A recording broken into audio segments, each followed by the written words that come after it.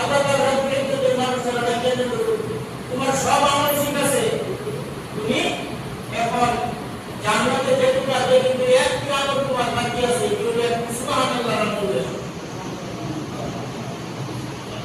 ওই মানুষটা হাসরের মাঠ, সমস্ত হাসরের মাঠ, গোটা হাসরের মাঠের মধ্যে মানুষটা দৌড়াদৌড়ি করবে, নিজের বাপের কাছে যাবে, নিজের মার কাছে যাবে, নিজের ছেলে সন্তান সমস্ত মানুষের কাছে গিয়ে বলবে, আমাকে একটু সুবহানাল্লাহ বলে তোমরা সবাই বলো।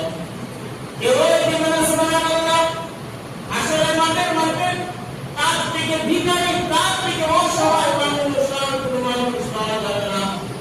ওই মানুষটা যখন ওই মুখ হয়ে যখন চলে আসবে, রাস্তার মধ্যে একজন মানুষ তার সঙ্গে দেখা হয়ে যাবে, যখন